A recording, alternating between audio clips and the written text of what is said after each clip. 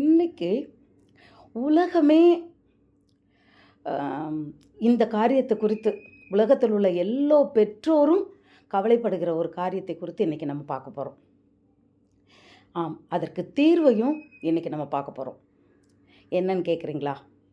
இன்னைக்கு எல்லா பெற்றோருக்கும் இருக்கிற ஒரு கவலை என்ன தெரியுமா? அதாவது பிள்ளைகளை திருத்த முடியாத ஒரு விஷயம் அப்படின்னு சொன்னால் அவங்களோட ஃபோன் அடிக்ஷன், செல்ஃபோன் அடிக்ஷன். ஆமாம் தானே? அதாவது ட்ராவல் பண்ணும்போது சாப்பிடும்போது செல்ஃபோன் வேணும். ஹோட்டலில் இருந்தால் கூட அவங்க சாப்பிட்டாங்கன்னா செல்ஃபோன் வேணும். எந்த நேரத்துலையும் அவங்க சாப்பிடணும்னா கையில் செல்ஃபோன் இருக்கணும்.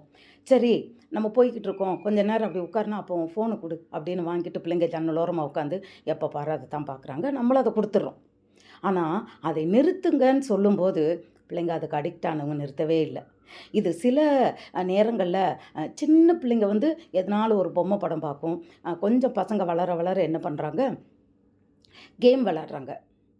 அப்போது அந்த கேம் விளாடும்போது அதில் விளாண்டு விளாண்டு விளாண்டு சில நேரங்கள் தற்கொலைக்கு போகிற அளவுக்கு கூட அந்த செல்ஃபோன் பிள்ளைங்களை ஆட்டி படைக்குது. அதுதான் நிதர்சனமான உண்மை. இது பார்க்குறதுனால கண்ணும் கெட்டு போயிடும், அவங்களுக்கு பவர் கூடிரும். என்ன இருந்தாலும் அவங்களால மாற்ற முடியலை. ஆனால் இதுக்கு காரணம் அப்படின்னு பார்த்தா 100க்கு 100 பெற்றோராகிய நீங்கள் தான், நாம் தான். ஆம், என்ன பண்ணுறோம்? ஐயோ, பிள்ளை சாப்பிட மாட்டேங்குதே, சரி செல்லு போட்டால் சாப்பிட்றியா, அந்த படம் போடுறேன் பார் சாப்பிடு. உடனே அது என்ன பண்ணுது, வாயில் என்ன கொடுக்குறோன்னு தெரியாமையே வாங்கி முழுங்குது. அது என்ன சாப்பாடு எது அதெல்லாம் தெரியாது. நீ கொடுக்குறியா, வாயத்தரா சாப்பிட்றியா. அதாவது அந்த சாப்பாட்டுக்கும் அதுக்கும் உணர்வு இல்லாத வகையில் நமக்கு என்ன சந்தோஷம், நம்ம பிள்ளை ஒரு தோசை சாப்பிட்டா, ஒரு இட்லி சாப்பிட்டா, ஓகே. பால் குடிக்கிறதுக்கு கூட டிவி போடுறியா, செல்லு கொடுக்குறியா? என்ன செல்லு பார்த்தா பால் தூரத்தில் வச்சுட்டு பால் குடித்தா கொட்டிடும்ட்டு எனக்கு வந்து படம் போடு. இப்படித்தான் இன்னைக்கு உலகத்திலேயே இருக்கிற அநேக குழந்தைகள் இப்படித்தான் இருக்கிறாங்க. இந்த நிலைமை மாறும். எப்படி இதிலிருந்து விடுவிக்கிறது? எப்படி? நீங்கள் உங்கள் பிள்ளைங்களை செல்ஃபோனுக்கு அடிமையாக்கிட்டீங்க. அதுக்கு நீங்கள் தான் காரணம். 100க்கு 100 இன்றைக்கி அவங்கள அடிக்கிறீங்க, கேட்க மாட்டேன்றாங்க. நீங்கள் வந்து என்ன சொன்னாலும் அடம் பண்ணுறாங்க. செல்லு இல்லைன்னா குடிகாரனை போல். ஒரு குடிகாரன் எப்படி குடிக்கலைன்னா அவனால் நார்மலாக இருக்க முடியலையோ, அதுபோல் இந்த பிள்ளைங்களால் நார்மலாக இருக்க முடியலை, படிக்க முடியலை, சந்தோஷமாக இருக்க முடியலை, பிள்ளைங்களோட விளையாட முடியலை. எல்லாத்துக்கும் காரணம் இந்த செல் அடிக்ஷன் தான். அதுக்கு நம்ம தான் 100க்கு 100 அந்த குழந்தைங்களாக இருக்கும் போதே அவங்களுக்கு என்ன தெரியும்? நம்ம என்ன பண்ணுறோம், ஒரு வயசானோடனே அம்மா வந்து ஃபோன் பேசிக்கிட்டே இருக்கா. அந்த குழந்தை என்ன பண்ணுது, அந்த ஃபோனெல்லாம் ஆன் பண்ணியிருக்காது, ஆனால் அந்த ஃபோன் எடுத்து அம்மா மாதிரியே பேசும். அது பாஷையில் பேசிக்கிட்டே இருக்கும். அப்போது நம்ம ரொம்ப சந்தோஷப்படுறோம். அதுவே வளர வளர வளர நமக்கு அதுவே கஷ்டமாய் மாறுகிறது, கவலையாய் மாறுகிறது. சில பிள்ளைங்க என்ன செய்வாங்க தெரியுமா, அம்மா ஃபோன் பேசுறதுல என்ன ஸ்டைலில் இருப்பாங்களோ, அவங்க என்னெல்லாம் ஹேபிட் இருக்குமோ அதெல்லாம் அப்படியே பண்ணும். சில பொண்ணுங்க அம்மா என்ன செய்வாங்க, இந்த இப்படி கழுத்துக்கடியில் வச்சுக்கிட்டு சமையல் வேலையெல்லாம் பார்த்து பேசிகிட்டே இருப்பாங்க. இந்த பொண்ணுங்களும் சும்மா தான் இருக்கும், ஆனால் கழுத்துக்கடியில் வச்சுக்கிட்டு நடந்துக்கிட்டே பேசும். சிலர் நடந்துக்கிட்டே பேசுவாங்களா, இது நடந்துக்கிட்டே பேசும். இதுக்கெல்லாம் காரணம் நாம் தான். நம்மை பார்த்து பிள்ளைங்கள் கற்றுக்கொள்கிறார்கள், அதுதான் உண்மை. அப்போ நம்ம என்ன செய்யணும், பிள்ளைங்க முன்னத்தில் செல்லு பார்க்கக்கூடாது, ரொம்ப கஷ்டம், ரொம்ப யூஸ் பண்ணக்கூடாது. நிஜம்தான். ஆரம்பத்தில் குழந்தைங்களுக்கு அந்த காலத்தில் எப்படி சோறு ஊட்டினாங்க, நிலாவை காட்டிட்டு சோறு ஊட்டினாங்க நைட்டு நேரத்தில். அப்புறம் பகல் நேரத்தில் கதை சொல்லிக்கிட்டு சோறு கொடுத்தாங்க. ஆமாம், நான் கூட என் பையனுக்கு என்ன செய்வேன், அது அந்த காலம் செல்லு இல்லை, ஆனால் அந்த காலத்தில் என்ன செய்வேன், ஒரு காக்கா கரெக்டாக அந்த டைமில் வரும் காலையில் நேரத்தில். காக்காய்க்கு ஒரு தோசை, இவனுக்கு ஒரு தோசை. அந்த காக்கா என்ன செய்யும், அப்படி பறந்து வந்து நாங்கள் தூக்கி போடுறத பிடிச்சி சாப்பிடும். அது ரொம்ப இன்ட்ரெஸ்டாக பார்ப்பான். அப்போது அவனுக்கு ஒரு வாய், காக்காவுக்கு ஒரு வாய். காக்கா தின்னுட்டு வரக்குந்து இவன் சாப்பிட்றணும். இப்படி அந்த காக்காவை பார்த்து கொண்டே சாப்பிட்டதுனால அவன் அவன் அந்த மாதிரி பழக்கத்தில் ஊட்டணும். மத்தியான நேரத்தில் ஒரு பருப்பு உருண்டையை வச்சுட்டு அந்த காக்கா வந்ததுன்னா அதுக்கு ஒரு உருண்டை, உனக்கு ஒரு உருண்டை, எப்படியோ. ஆனால் இப்போ முழுதும் அவங்க என்ன பண்ணுறாங்க தெரியுமா? பிள்ளைங்களுக்கு ஒரு செல்லை கொடுத்துட்றாங்க, சோறு சாப்பிடும்போது பாருன்ட்டு. இவங்க அந்த சோறை அள்ளிக்கிட்டே இன்னொரு செல்லில் இவங்களும் பார்க்குறாங்க. குழந்தையும் செல்லு பார்த்துக்கிட்டே சாப்பிடுது, இவங்களும் செல்லு பார்த்துக்கிட்டே ஊட்டுறாங்க. இந்த நிலைமை மாறணும். இந்த அடிக்ஷனில் நம்ம கொண்டு வந்துட்டோம், முதல்ல இருந்தே கொண்டு வந்துட்டோம். எப்படி? 10 மாத குழந்தையிலேருந்து அதுக்கு செல்லை கண்ணில் காட்டிட்டோம். ஒரு சின்ன சின்ன காரியத்தை காட்டினவுடனே அதுக்கு தெரியுது. அதுவே என்ன பண்ணுது? சின்ன பிள்ளையாக இருக்கும்போது ஆடெல்லாம் ஸ்கிப் பண்ண பழகிறாங்க. அப்புறம் எப்போ பாரு செல்லை தள்ளி தள்ளி நம்ம பார்க்குறது போல் அவங்களும் என்ன செய்வாங்க? அப்படி டச்சிங் ஸ்க்ரீனில் அழகாக தள்ளி தள்ளி பார்ப்பாங்க. எல்லாமே நம்ம ஆரம்பிக்கிறோம். நம்ம கோடு போடுன்னா அவங்க ரோடே போட்டுடுறாங்க இந்த காலத்து பிள்ளைங்க. நீங்கள் சொல்லுவீங்க, ஐயோ நான் இதெல்லாம் கற்றுக் கொடுக்கலப்பா அப்படின்னு. ஆனால் பிள்ளைங்க அவ்வளவு ஞானம் இப்போது, அப்போ மாதிரி இல்லை, தெளிவு. அப்போது நம்ம லைட்டாக நம்ம பிள்ளைங்களுக்கு கற்றுக் கொடுத்தாலுமே அவங்களே என்ன பண்ணுறாங்க? நம்ம பார்த்து கொண்டிருந்தே அவங்க சொல்லி கொடுக்காமே பழகிடுறாங்க. செல்லை பிடுங்கியாச்சுன்னா ஒரே அழுகை. அதுக்கு அவங்க அழுகை அடக்கிறதுக்கு என்ன செய்யணும்? இப்போது இவ்வளோ நாள் நம்ம இந்த செல்லு நம்ம தான் காரணன்றதை பார்த்துட்டோம். சரி, இப்போ முடிஞ்சிருச்சு, இப்போ வேறு வழியே இல்லை, செல்லுக்கு அடிக்ஷன் ஆகிட்டாங்க. எப்படி திருத்துவது?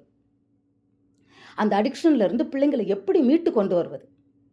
எப்படின்னு சொன்னால், இப்போ நீங்கள் எப்படியும் செல்லை கொடுத்தீங்கன்னா பிள்ளைங்க அழுவாங்க. சாப்பிட்டு முடித்த உடனே நீங்கள் செல்லை கொண்டான்னு சொன்னோம்னா அழுவாங்க. செல்லை கேட்டுட்டு நீங்கள் கொடுக்கலைன்னா அழுவாங்க. அப்போ என்ன பண்ணணும்? நீங்கள் அழுதாலும் நீங்கள் ஸ்ட்ரிக்டாக இருக்கணும், கண்டிஷனாக இருக்கணும். அழட்டும், கொஞ்ச நேரம் தானே, அழட்டும். அடுத்து ரொம்ப அவங்க கண்ட்ரோல் பண்ண முடியாமல் அழுதாங்கன்னா என்ன பண்ணணும்? செல்லை நீங்கள் கொடுக்கும்போதே, செல்லம் ஒரு 5 மினிட்ஸில் பார்த்துட்டு கொடுத்துடணும், ஓகேயா? நீயா என் கையில் கொடுத்துடணும் அப்படின்னு சொல்லிட்டு கொடுக்கணும். அது உடனே என்ன செய்யும்? கண்ணீரை தொடச்சிக்கிட்டு அழுதுகிட்டே அதை கையில் வாங்கும், பார்த்துக்கிட்டே இருக்கும். 5 நிமிஷம் தாண்டின உடனே நம்ம கேட்கணும், பார்த்தியா 5 மினிட்ஸ் ஆயிடுச்சுல்ல, இப்போ கொடுக்கலன்னு வச்சுக்கோங்க, நாளைக்கு நான் தரவே மாட்டேன் அப்படின்னா உடனே கொடுத்துரும். ஏன்னா அதுக்கு நாளைக்கு செல்லு வேணும். நீ கேட்டால் நான் கொடுக்க மாட்டேன், ஏன்னா நான் சொன்னால் நீ கேட்க மாட்டேங்கிறல்ல அப்படின்னு நம்ம சொன்னோம்னா கட்டாய குழந்தைங்க அதை கேட்பாங்க. நமக்கு தான் அந்த அறிவு இல்லை, அழுகிறாங்களேன்னு மணிக்கணக்காக கொடுத்துறது. 2வது நமக்கு வேலை செய்யணும், இந்தா பார், மூலையில் உட்காந்து பார் அப்படின்னு கொடுத்துறது. அவங்க மேலே தப்பே இல்லை பிரியமானவர்களே, முழு காரணமும் நாம் தான். இப்போ 5 நிமிஷம் கழித்து கொடுத்துட்டாங்களா, அப்புறம் எப்படி அதை டீஆக்டிவேட் பண்ணணும் அந்த பிள்ளைங்களன்னா, செல்லை பிடுங்கினோடனே அதுங்க ஒரு மாதிரி போய் படுத்துக்கிடுவாங்க. ஒரு மாதிரி நம்ம சாப்பிடுன்னு சொன்னால் சாப்பிட மாட்டேன்பாங்க, பால் குடினா வேண்டாமா, என்ன கேட்டாலும் நம்மகிட்ட எரிச்சலாக பேசுவாங்க. அப்போ என்ன பண்ணணும்? மெதுவாக போயிட்டு அவங்ககிட்ட அப்படியே அந்த அந்த சூழ்நிலையை மாற்றுறது போல், டேய் செல்லக்குட்டி, நேற்று பார்க்குக்கு போனோமா அப்போது அப்படின்னு சொன்னோடனே அதை அப்படியே உத்து கவனிக்க ஆரம்பிச்சிடும். நீங்கள் அதை டைவர்ட் பண்ணி அதுக்கு பிடித்தமான ஒரு விஷயத்தை பற்றி வேறு விஷயத்தை பற்றி நம்ம பேச ஆரம்பிக்கும் போதே அது அப்படியே டைவர்ட் ஆகும். அப்போ என்ன பண்ணணும்? அப்போ நம்ம போகலாமா, நம்ம பார்க்குக்கு போகலாம், அதுவே கேட்கும். அப்போ நம்ம இன்றைக்கும் போகலாமா, ஓகே, நீங்கள் கஷ்டப்பட்டாலும் பரவாயில்ல, பக்கத்தில் தான், கீழே கூட்டிகிட்டு போயிட்டு கொஞ்சம் அதை டைவர்ட் பண்ணி கூட்டிகிட்டு வாங்க. இதே போல் நீங்கள் தொடர்ந்து செய்யும்போது கொஞ்ச நாளில் கொஞ்சம் கொஞ்சமாக பிள்ளைங்க நிச்சயமாக அதிலேருந்து வெளியே வருவாங்க. கேட்க மாட்டாங்க, நாம் கொடுக்கறதுனால தான் அவங்க கேட்குறாங்க. அதை ஒரு பழமொழி ஒன்று சொல்லுவாங்க, என்ன சொல்லுவாங்க, சொல்லுக்கு முழிக்கு பயப்படாத பிள்ளை அடிக்கு பயப்படாதுன்னு சொல்லுவாங்க. அப்படின்னா என்ன அர்த்தம்னா, அந்த காலத்துலலாம் தாய் தகப்பன்மார் என்ன செய்வாங்க, இப்போ நாங்கள்லாம் ஒரு வீட்டுக்கு போனோம்னு வச்சுக்கிங்களேன், யாருனாலும் எதுவும் கொடுப்பாங்க. அப்போ நாங்கள் உடனே எங்கள் அம்மா கண்ணை பார்ப்போம்.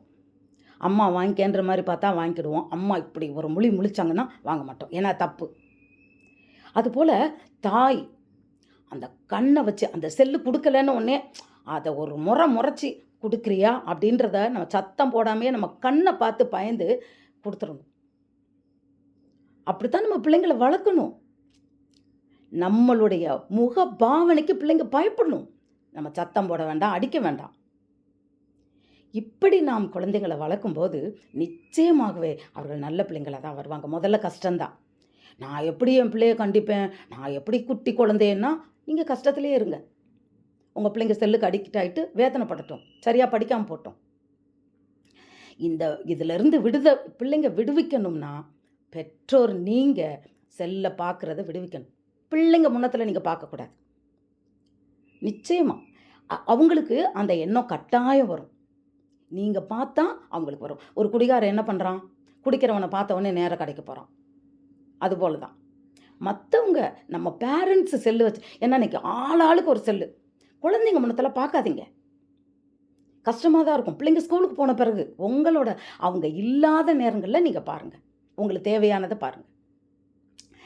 இந்த தேவையில்லாத காரியங்களில் பிள்ளைங்கள் போவதற்கும் இப்போல்லாம் யூடியூப் ஆன் பண்ணாலே கொஞ்சம் சில காரியங்கள்லாம் வருது. குழந்தை கொஞ்சம் வாலிப பசங்க இந்த மாதிரி வரும்போது அதெல்லாம் பயங்கரமான விஷயங்கள்லாம் வருது அதில். ஸோ அவங்க பார்க்கக்கூடாது.